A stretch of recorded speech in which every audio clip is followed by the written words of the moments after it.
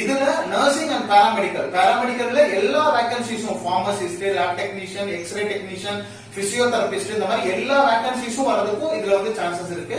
So இதுல one by ஒன்னா உங்களுக்கு வந்து சொல்றேன்.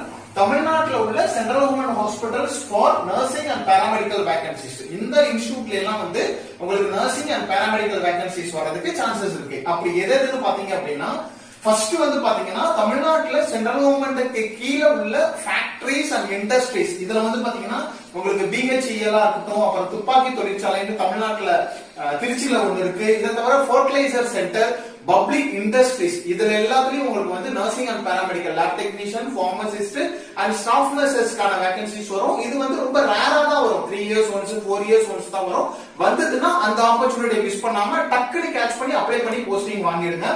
ரெண்டாவது வந்து பாத்தீங்கன்னா யூனிவர்சிட்டிஸ், தமிழ்நாட்டுல என்னென்ன யூனிவர்சிட்டிஸ் இருக்கோ, அதாவது லைக் NIT, IIT,